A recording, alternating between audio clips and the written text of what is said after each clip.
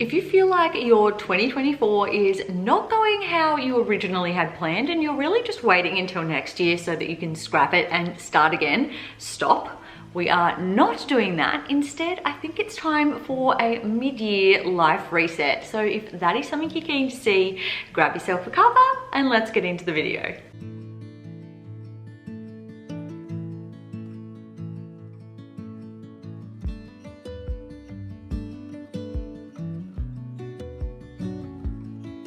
So I am the type of person who gets really motivated and inspired by basically getting my life together and doing a bit of like a switch up. So if you feel like you're in need of a little bit of a change up in life, you can kind of follow along with some of the things I'm doing, and I'll add in some extra suggestions as well.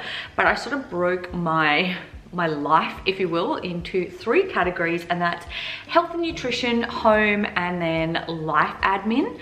So in terms of health, nutrition, and fitness necessarily hasn't been the biggest priority for me in terms of life reset. So I definitely needed to get a little bit back on track with my fitness. I have sort of been doing daily walks with the dog, which I feel like has been great for my mental health, you know, getting out with Dave and the pram and just experiencing some of that fresh air. But I also felt like I really needed to get back on like actual workouts as well. And if you're sort of in the same boat, I think 3 things that might be sort of helpful for you that have been helpful for me are: 1, writing down in my diary specifically when you're going to work out, like what days of the week and what style of workout that you want to do. 2, finding workouts, particularly online because they're free and easy to access, that are like time effective. Like if you feel like you're probably only going to be motivated to do a 10 or a 20-minute workout, there are so many of those on YouTube. I really like MadFit, Pamela Reif, and Elima Bicey. Not sure how to pronounce her name, but they are great for like having those really short, like get it all done sort of workouts. And then if I want to do yoga or something more slow and relaxing, Move with Nicole and Boho Beautiful are my go-tos for that. And then another thing that has been particularly helpful is finding someone to do your workouts with, like a little workout buddy. I don't know how, after like 8 years of being together, managed to get Dave on board with doing yoga with me a couple of nights a week. So after we've had a shower, we're in our pajamas, we're all nice and relaxed, Hunter's in bed, we go in and do typically a bit of yin yoga, which is more slow and relaxing and holding the asanas, so getting that deep stretch, which has been fantastic, particularly after a day of like holding him, and I need that like release. Perfect for like wind down into bedtime. So that's been fantastic. And then in terms of like health and nutrition, I've been focusing more on food. So I've been getting back into writing down weekly shopping lists, starting to plan out our weekly dinners so that 1, we're making the most of the groceries and not wasting any food, but then also making sure that we're eating like a balanced and nutritious diet as well. Typically when I go do the groceries, I'll do a food prep, wash things, chop things up, and we've been liking making a little bit extra each night for dinner so that we have leftovers for lunch the next day, which also makes sure that I'm eating lunch, because I feel like you sort of get caught up in the daily activities, and for me lunch is easily the meal that I will sort of skip or just like scavenge around to find something to eat and not necessarily put a lot of thought into it.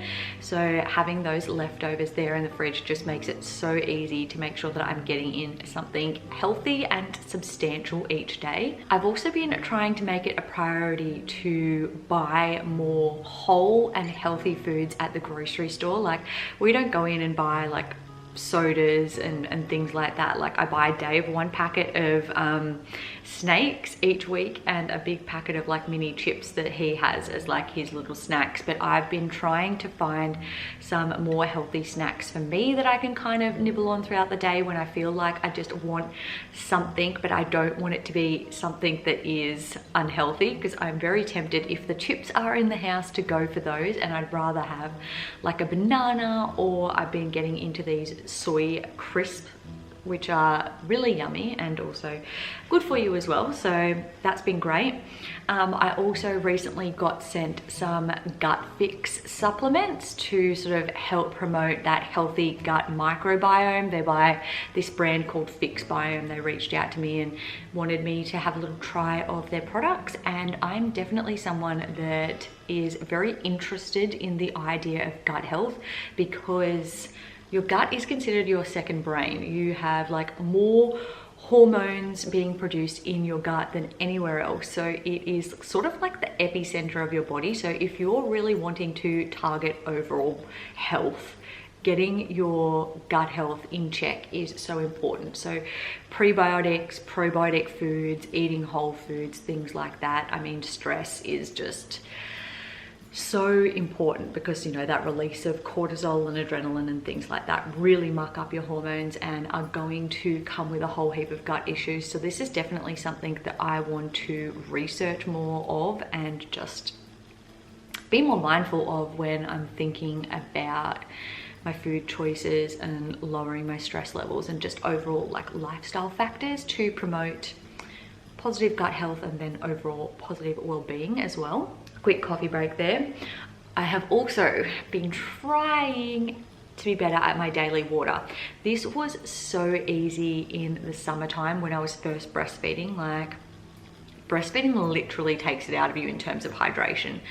So I probably need to be drinking a whole heap more water than I currently am, but I've been putting it in my diary. I've been, you know, getting a cup that I think is, you know, aesthetic and accessible. I've also been trying to have a water bottle filled up and in my car, so if I'm out driving, I can just quickly reach and have a couple of sips. And just having it sort of always present reminds me just to have a little drink whenever I'm like, you know, doing an activity or something. It doesn't help that it's winter time, and I would much rather have like a cup of coffee or a cup of tea that's sort of like warm and nurturing as opposed to a water. Sometimes I do have like a hot water or even like a hot lemon water, but I also just love my like regular room temperature water, or even iced water.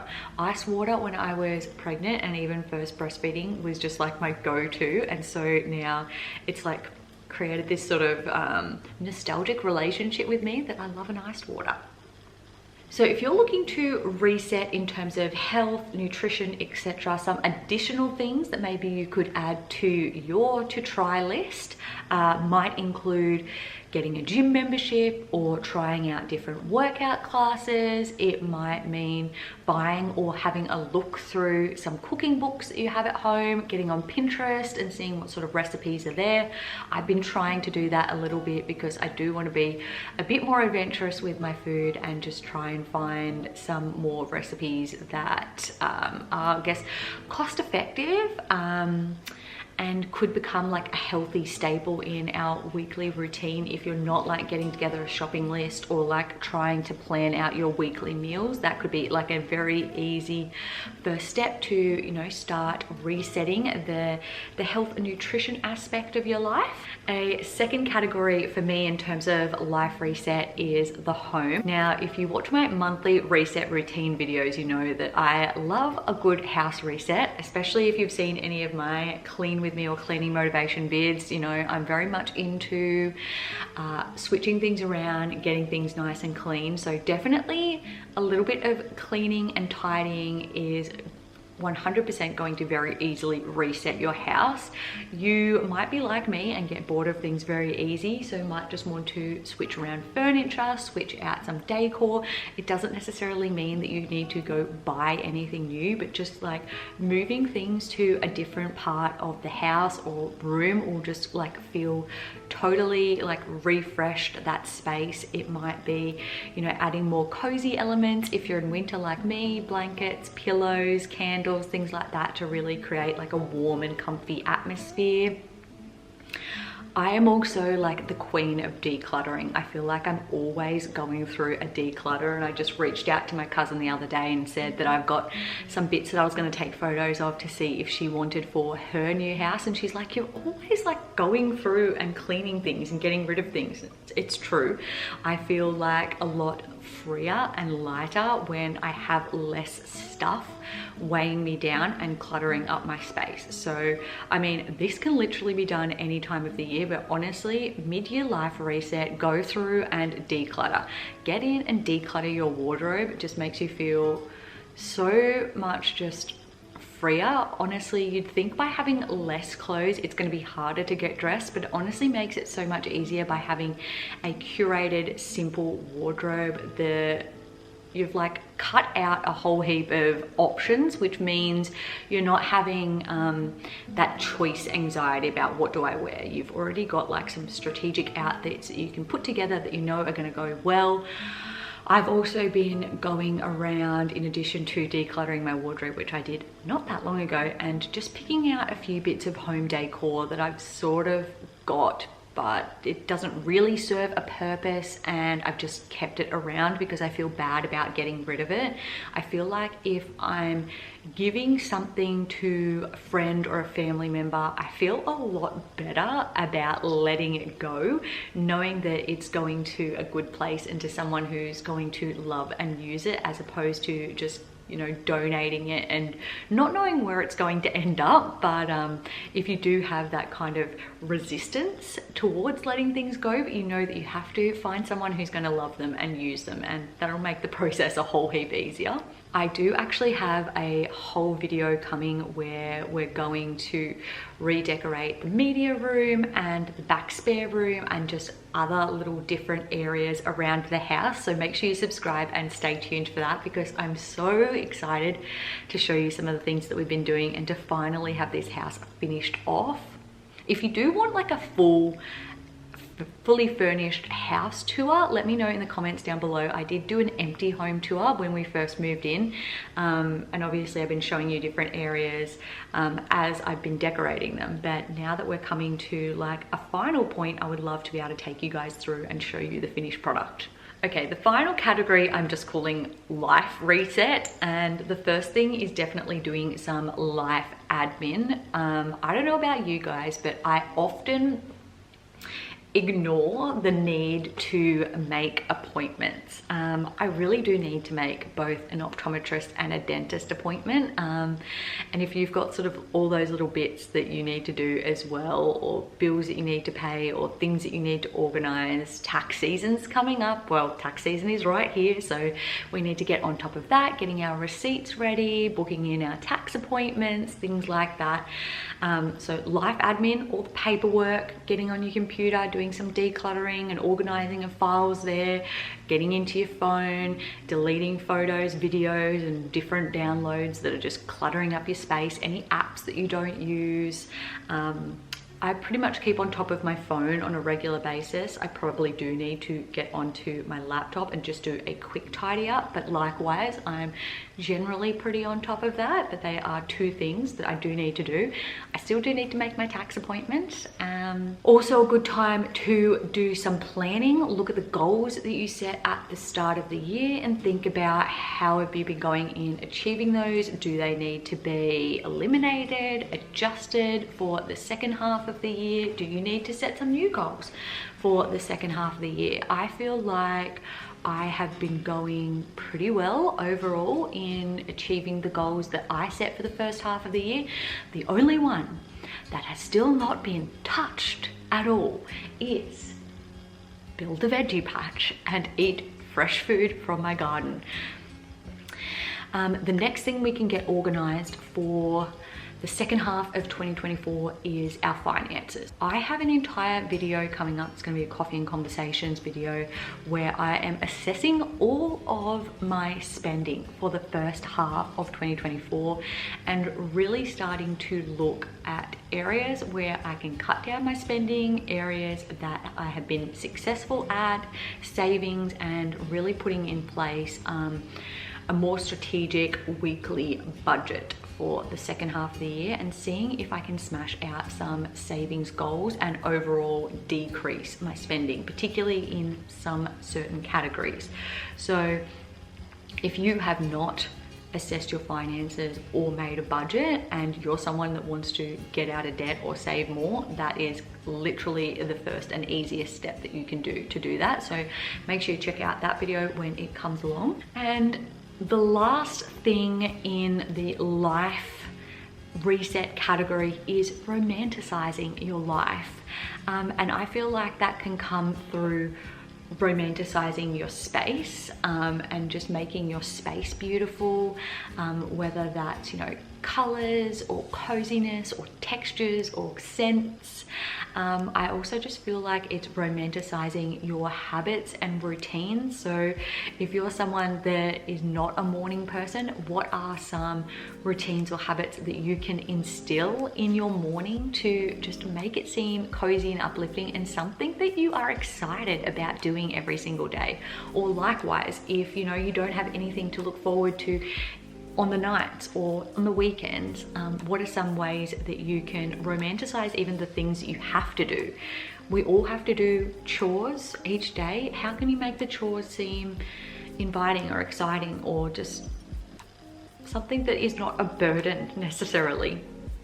I like to listen to podcasts or listen to music, or you know, bring Hunter along with me to do the chores and we're having a chat while we're getting them done. So it just makes it seem a little less monotonous.